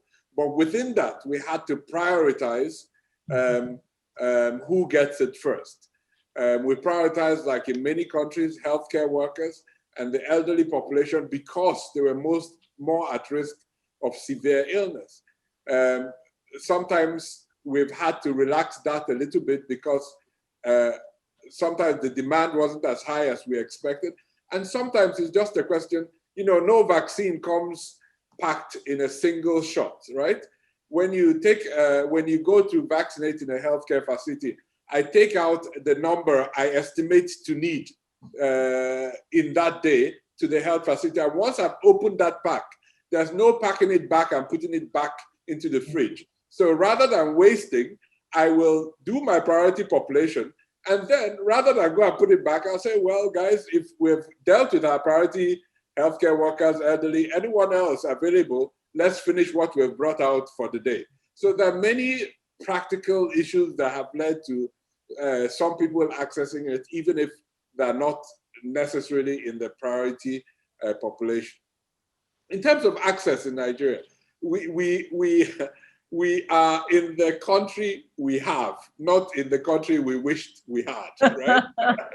So sometimes when I hear comments, why are we not doing this? Why, this is our country. Until we fix the country, we have to manage some of the gaps in the system. It's just reality. So knowing how easy it is, there are many fake products all over the place of everything you can imagine, right? So there's really, why should we assume that the scarcest commodity on earth at the moment, being COVID vaccines, would not be subject to the same practices? So we had to then take a decision to put some controls in the short term and say, listen, in the short term, we will limit, we will not consider the private sector for procurement and distribution for now. This is the same as in most countries that I know of for now, and that we will have a single point of entry for vaccines just to manage the assurance processes to people. You can already see there's a lot of skepticism around our ability to do this. So if we open up the market completely, it will only increase that. So we had to really put in some processes to assure people that we will do our very best within the Nigerian context to make sure the supply is guaranteed from legitimate suppliers. It is stored in facilities that we have had and used for years. Thankfully, the vaccine that we're using doesn't require extra storage capacities. It is stored within the same freezer refrigeration temperatures that we use for most of our vaccines for our childhood immunization schedule. So we have mitigated the risks in procurement, mitigated the risk in distribution as much as possible, understanding the context that we live in. So, I think there are many things we don't do very well in Nigeria, but to be honest, most people that understand the vaccine distribution system would agree that that's one of our, that's one part of our public sector that actually does work fairly well in terms of storage, in terms of distribution. What we struggle with sometimes is the last mile in rural areas, but even that we've tried to find ways to, there are lots of solar generated storage equipment. And remember, that is only used for what you bring out to use in the day. If not, every state capital has a well-managed vaccine storage facility. So I think I'd like to, without sounding, to give Nigerians really the confidence that this process is being managed as the prioritization given to this. I've never seen it for any other process recently, and they can be fairly confident, very confident that the vaccine they're getting does contain, is stored in a way that the active ingredient in it will deliver the impact it is supposed to deliver. So that's the situation at the moment. We need to keep it that way and keep working on our various supply chain efforts to make sure we can get in more vaccines into the country and provide the resilience necessary to enable people get these shots. Remember, my final point on this is, it's easy to be here and debating about should I not, and I get at least 20 messages every day from very intelligent, well-educated friends I have on whether they should take the vaccine or not. So I have to be very patient. And I learned that and go through every message as best I can and try and respond. The truth is, I wake up every morning, I go to the Bloomberg site where it displays how many doses have been distributed worldwide, close to 1 billion doses. Over 800 million doses of the vaccine has been distributed globally. We have a very small proportion of that. Our priority is to get more vaccines to our people so that we can, where's my mask? I can stop wearing these contraptions I have to wear every day and get back to some sense of normalcy. And the only way we know we can get there right now are through vaccines. Thank you very much, for that. And actually, I wanted to ask the panel a question on if you've already had COVID. If you already have had COVID, when I was a teenager, and I think I had to get a rubella immunization at school, and then they did this skin test to check whether you had antibodies or not, and then if you didn't, then you had to have the injection. What do we know about the antibodies that you develop if you have COVID and recover from it, and how long that lasts? Should a person wait if they've had COVID recently before they get immunization?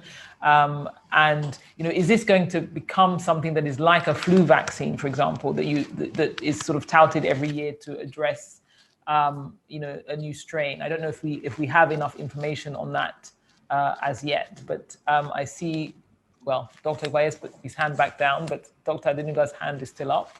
Did you want to take that question? Adenuga, please go ahead. I just want to say something on the back of what. Okay. So a few things. Really, just point of correction. I'm not sure what skin test you were doing for rubella. Maybe it was something else. But there's this thing that they I don't know what it was. I just couldn't help but to just point that out.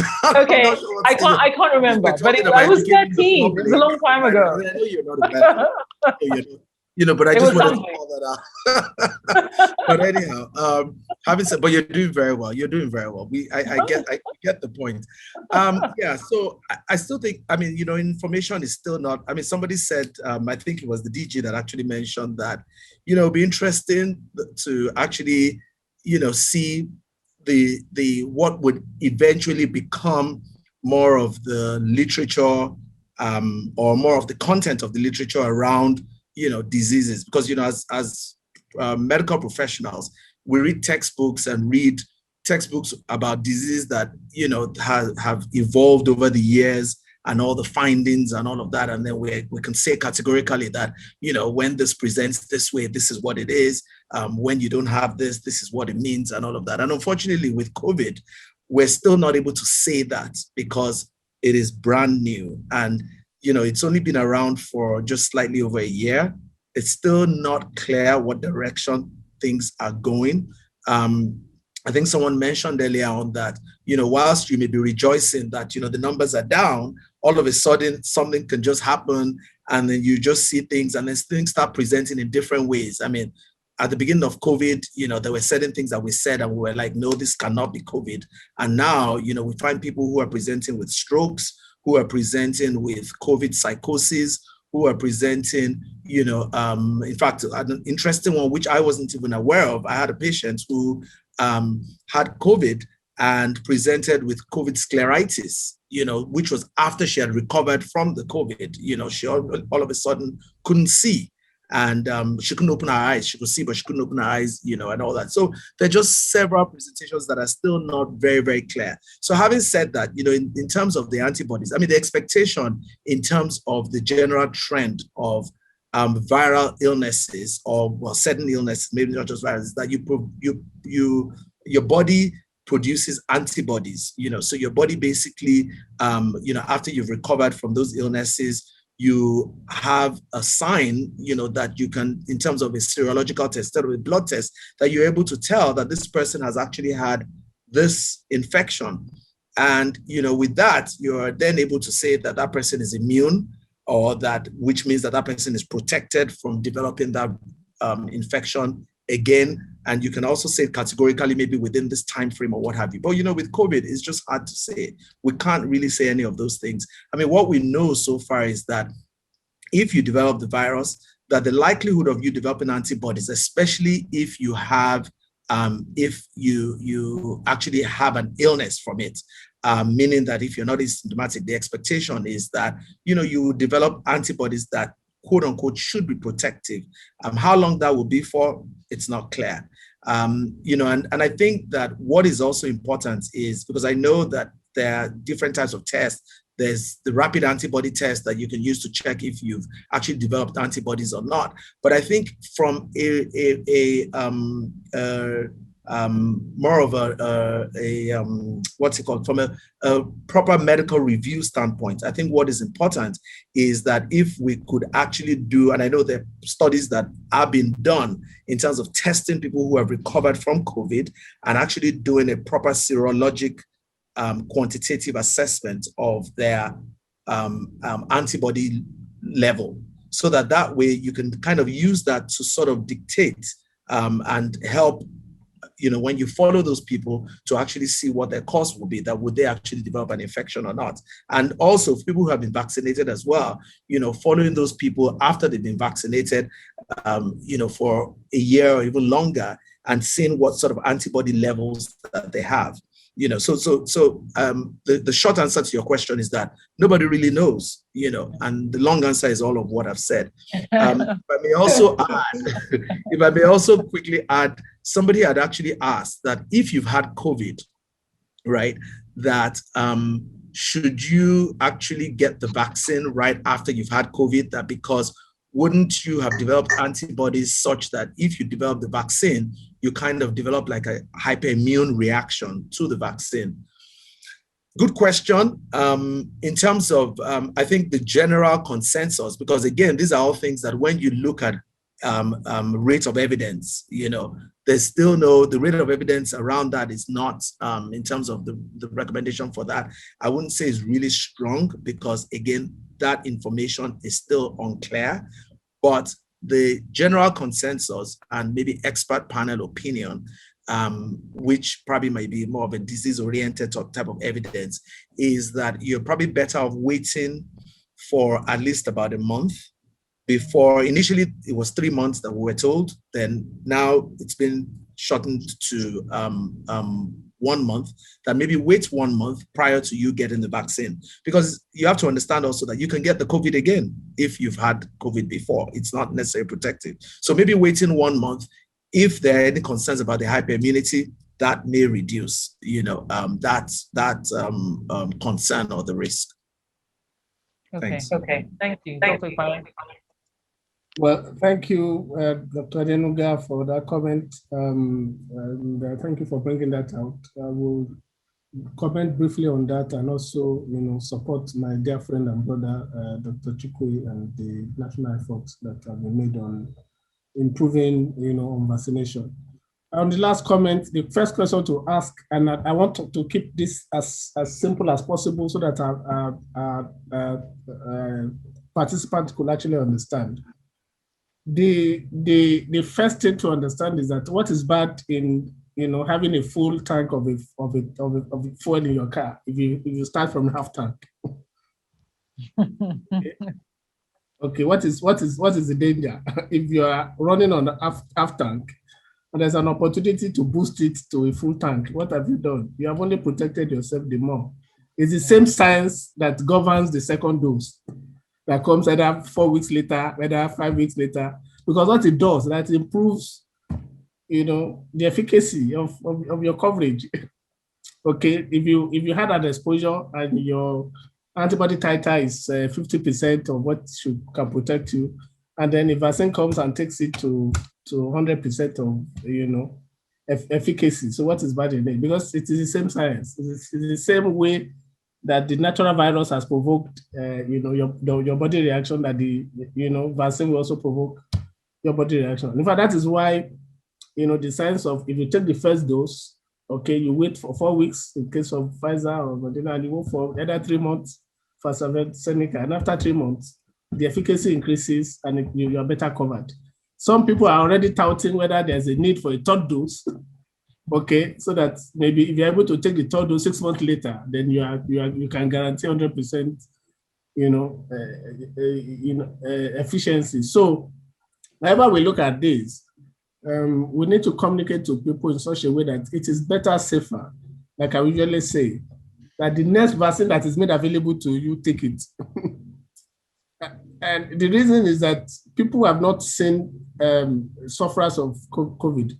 Fortunately, we have seen them, and if you see them, some of this conversation will not even be necessary in the first instance. And so that is a message we need to. I think for us as experts, we can have opinion that we could convolute, and then we will. But when we are discussing with participants like this, those who must not be given too much information. Because what we have in the public health space now is that everybody has become a public health specialist. There's so much information that people are misinterpreting in every direction. I think the easiest way is to keep the communication simple and say whether you had COVID or not, you are going to benefit from vaccine. And it takes you from quarter tank to full tank or to quarter tank. Thank you very much. Now sorry. So that is that. On what Dr. Chikwe has said, thank you, sir, for, I'm particularly proud for the decision Nigeria has taken. Okay, because one key element of public health or primary care is appropriate technology. Why would Nigeria take, buy AstraZeneca like 76% or 80% when one was 95%? But the most important, the vaccine that will be delivered to you at the highest integrity, the one that Nigeria, level of development can provide, can be, logistic arrangement can come with our regular routine vaccination. Okay, it is pointless, getting in a more complicated, or say a more efficacious quote and unquote vaccine at 95% expected efficacy, but it differs. Vaccine integrity at the point of delivery does not represent what you have imported into the country. It's a waste of resources. So thank you, Dr. Chikwe, and the National Primary Care Development Agency, and of course the Federal Ministry of Health, for taking the decision to deliver to Nigeria that will maintain the same integrity from the point of sourcing to the point of delivery. Thank you. Thank you. That's a very important point. Now, I know that Dr. Chikwe it needs to go. So I just wanted us to also take a second call at this point. For all our participants, the polls will come up on your screen very shortly. Have you been vaccinated? And if not, are you planning to be vaccinated? Let's see whether the robust and thorough process of informing that has been taking place for the last hour and a half has altered the views of our participants. And whilst that is going on, perhaps our panelists, in fact, I'll allow Dr. Chikwe to just give us any sort of parting shots, parting thoughts that you'd like to leave us with before you have to jump off. So I think this has been really a fascinating discussion, and I'm sure discussions like this are going on all over the country, on dinner tables, in bars, when you can go out. I was going to say, are we allowed? in offices, in churches, wherever people gather. And I think for many years, for all sorts of reasons, there's a trust deficit in our country between government institutions and people.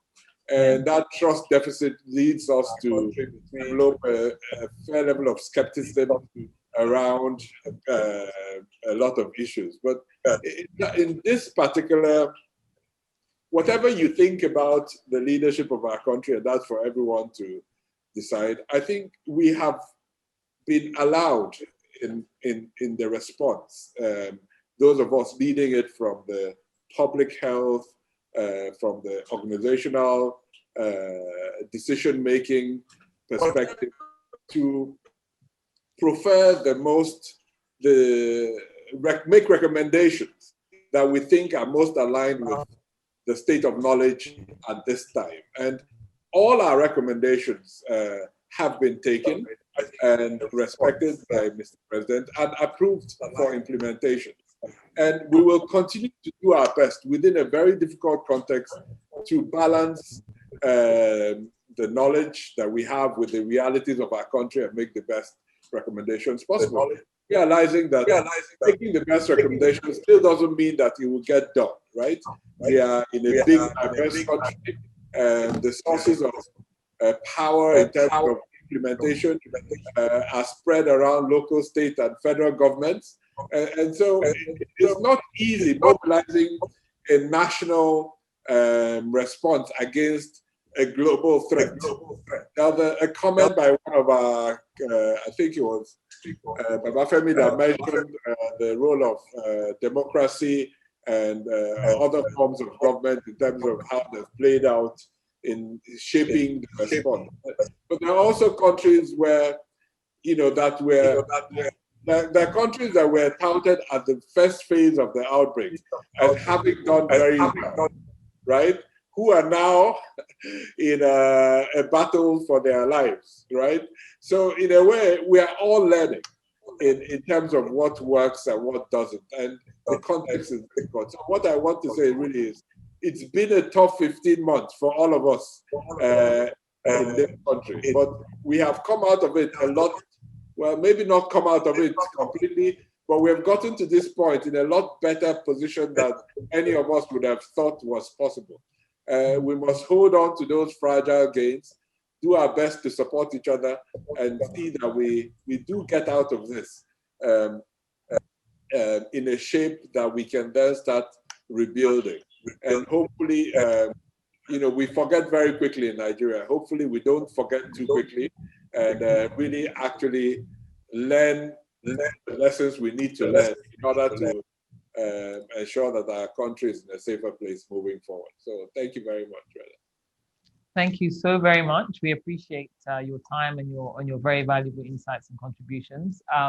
Please feel free to take your leave now if you must, but we're very grateful that you made time to join us. Thank you. I feel very bad doing this, but no, it's okay.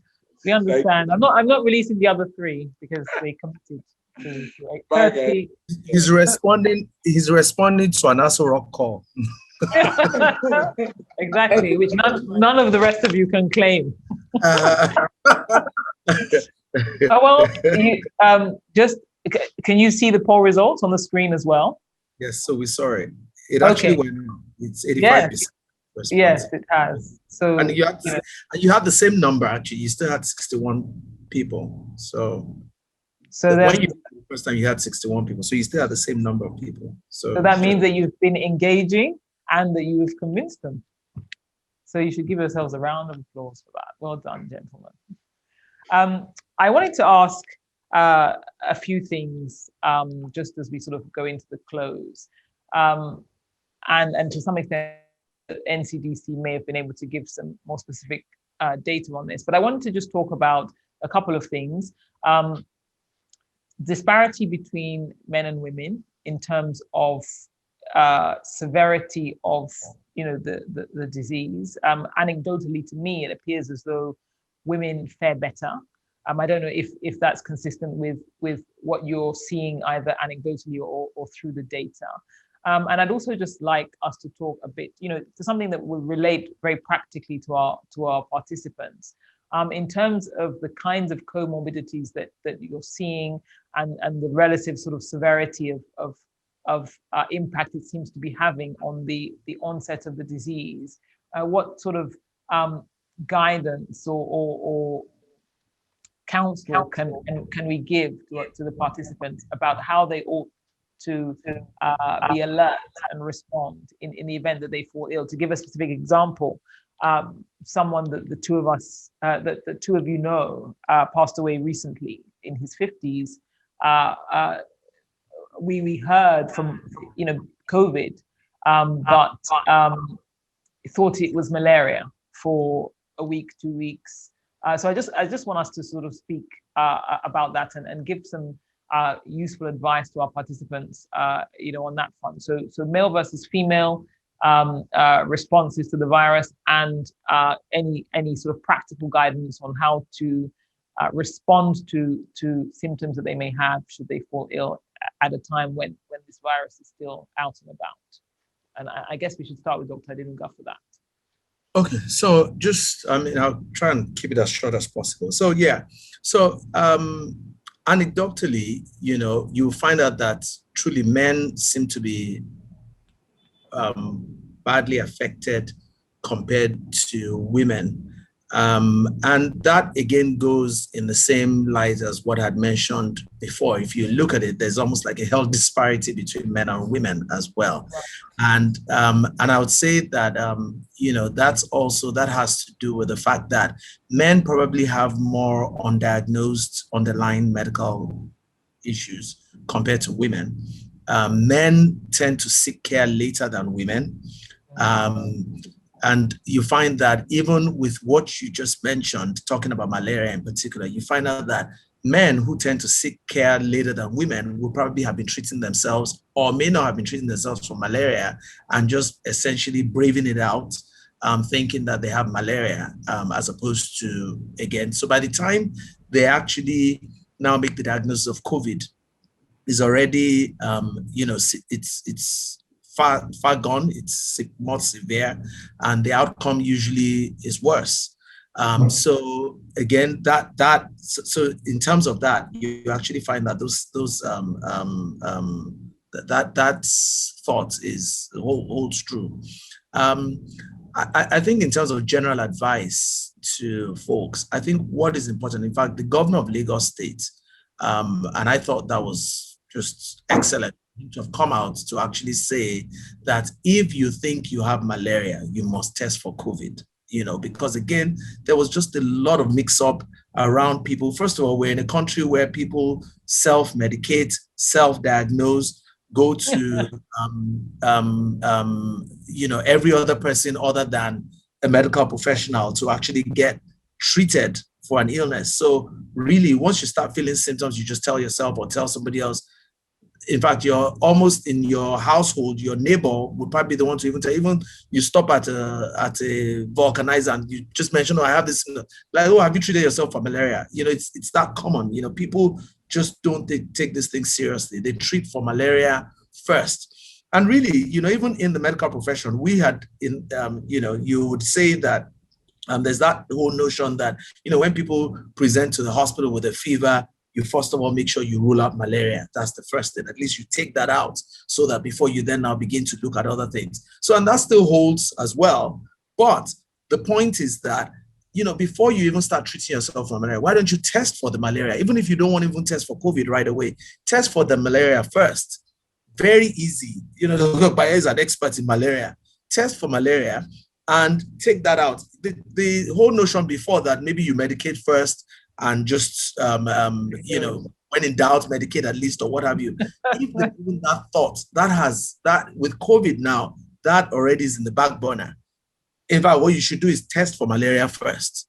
Exclude that. Then you can then now begin to now say, well, maybe I need to go look for COVID, And when in doubt, just do both COVID and malaria. It's still not, there's no harm in that. So that would be my advice to folks. Thank you. Anyone else want to comment on that? We're in our final few minutes. Our malaria expert. I'd like you to just I'd like to just take closing remarks, final comments from our panelists. I will start with our vaccine expert. What would you like to two things really to say to everyone. That first of all, the development and manufacture of medicines, forget just vaccines, but medicines, is highly regulated and highly controlled. I work as a qualified person, as you stated at the beginning. I take personal and professional responsibility for every medicine that I sign to say is okay, and that happens in the EU. So to put it in context, I sign something. If my company does something wrong, the CEO gets 20 years, I get 40. So I take personal responsibility. And it's unfortunate that the biotech industry are cast as villains in every single movie. It's always some biotech person who's going to do something. So it's very easy for people to believe these kind of things. James Bond does not exist. That's going to sort of chop somebody's eye and then access all the areas of a company to go and do something and add some fake stuff into your vaccine that's going to do something negative to you. That's all. That's just in the movies. And the truth is, there is no government that's going to sanction some sort of medication to go out there that's going to actually kill these people. I'm not sure that there is one. Okay, maybe there is, but I wouldn't imagine that the whole world it would happen. So I think people just need to sometimes just calm down, listen to what is being said. A lot of times you don't even need the science. Just simple, straightforward, common sense would answer your questions. So, I mean, that's the one thing. I just want people to realize that there's been no shortcuts. That's probably one thing that I'm the most passionate about. I will say it again, the manufacture of medicines, especially sterile medicines like vaccines, is so highly regulated that it's just not, it's not possible that the governments will allow you to just vaccinate people without having the adequate controls in place. So all the test protocols, everything that we do for the development of medicines, it has happened in this case, and I've tried my best to explain why it's happened so quickly. I hope people have taken that on board. But yeah, that's pretty much all I can say. And I think the two doctors below have said the best COVID vaccine for you is the one that's next to you. So just take the vaccine when it's offered to you. I mean, I would give a year's salary to have my vaccine taken, but unfortunately in Denmark, we're suffering from the EU situation. So I got a text from the UK saying you're due for your vaccination, and I almost flew back to the UK to get my vaccine. So please get the vaccine and let's freely travel again. I want to be able to come to Nigeria or anywhere else. Well, actually go to the UK even, and I can't because of the situation. That's what I'll say. So thank you. Thank you very much. Dr. Baye. Well, thank you, Niara, for the opportunity. My last comment will be a two-pronged comment. The first is that we must begin going forward to manage public communication, and that's why I'm thanking your organization. And in managing public communication for community health, we actually need to keep it simple. And, the reason why some of us have specialized in community health is to deal with the health of the majority, particularly those who are less privileged, who live in hard to reach area. the era of just lifting a scientific paper and then sending it to everybody. You just click send to all, and then that's all the information that people need and they don't need. Things that technical experts will argue over. Because when you look at conversation within technical experts, it could be very rancorous and rigorous because everybody is looking at it from different angles. For public health communication, we need to keep simple in a way that does not complicate the behavior of the people and it does not create the confusion. And I think one disadvantage of COVID is that, the WHO and many people were communicating a novel virus, a novel solution at the same time. So anytime there is something that didn't work well, they still need to communicate it. Sometimes unnecessary though, but that we don't have a choice. But because we had a new virus, and then we are bringing new solutions, and the deployments are happening simultaneously. But having said that, we also need to go back and begin to engage the community the way we used to engage community in the past. Okay, yes, communication via mass media is good, but we have what we call the traditional method of communicating. So to such an extent that, the people who do not believe government can probably believe their kings, they believe their balis, they believe their, these are traditional ways of communicating where a gongman will go to the community and say, nobody doubts it because there's a community trust. And that is whole essence of, community mobilization to a point of community ownership of what we do. So there's a whole lot of gap between, and it's a trust deficit.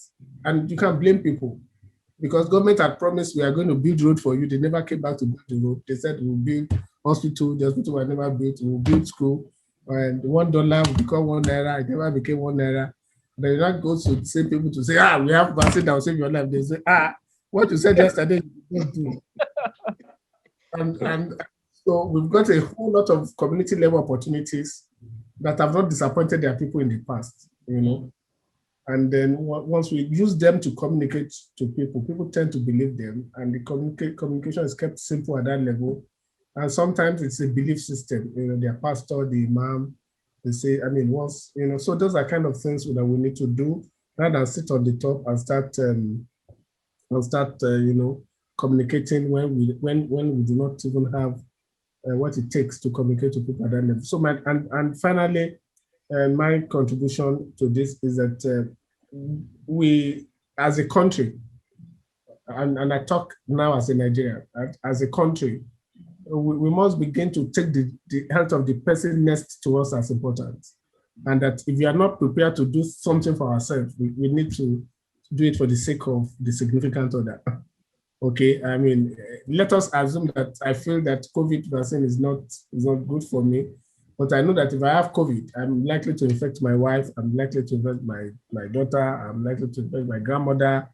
So sometimes we don't take decision because of ourselves alone, because this is a country with a culture of extended, family orientation. Okay, I love Westernization, but we must not lose the value that our extended family feeling and our ability to protect others have, given us over time. And it is one thing that has kept us strong as Africans.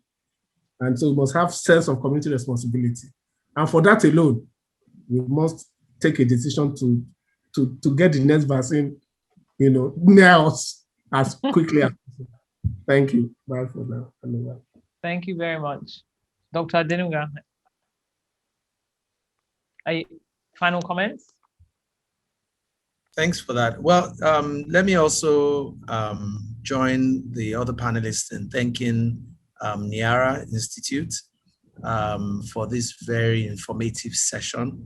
I think that engaging the public in whatever shape or form is highly important in terms of fight against this pandemic. I think that, they've all pretty much said it all in terms of, the responsibilities that we have to take from an individual level.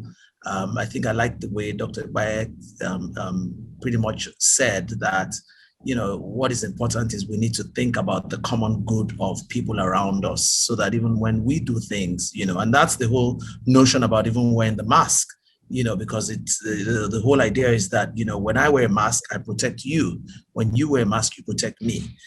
So again, we need to ensure that, this thing is collective. I think that there's a lot of lessons there are a lot of lessons that have been learned from this whole COVID pandemic. And other than that, there are even some practices that have been developed. For example, I'm sure now people are so used to hand washing that I'm sure that by the time COVID is gone, people will still be washing their hands, which is good. That's the practice we should have been following from the beginning. So again, we're probably going to see a reduction in a lot of other communicable diseases, hopefully, with some of this personal hygiene practices that we've adopted. So again, that's just looking on the bright side of things. But having said that, I think that also we need to be very, very careful as to how we manage information that comes on social media. And also in terms of just making Google our doctor.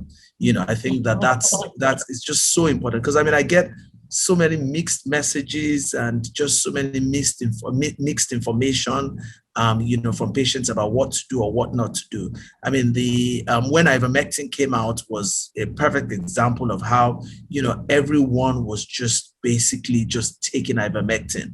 They were just loading themselves up with it, regardless of, and the thing was that they weren't even buying them in terms of how much do I need. They were buying them in and the ivermectin comes in about like 60 or 300 tablets in one case. People were buying them and stocking up on them and using them. Not even just that they were buying them, they were actually using them. So I think that things that, and I'm not saying that don't use ivermectin. I'm not advocating that don't use it. But what I'm saying is, in essence, is that things need to be done within the context of a risk of a health evaluation, I must say, so that way you actually know what you're doing. But anyway, having said all of that, I think that we're still going to continue learning about COVID, and the sessions like this would actually help to inform the public from people who actually are engaged and understand really the science behind COVID. So thank you for this, and I wish you all well. Thanks. Thank you very much. And with that, I just want to say a very big thank you to all of our panelists. We really appreciate the time that you've given us this evening to share your knowledge and to answer the questions that we have and questions that have come in from our participants. To our participants, thank you very much for joining us on this maiden Niara Institute Inform series. As I stated, our objective is to give you information with which to make decisions. So we inform and you decide. Thank you very much, and we'll see you on the next installment.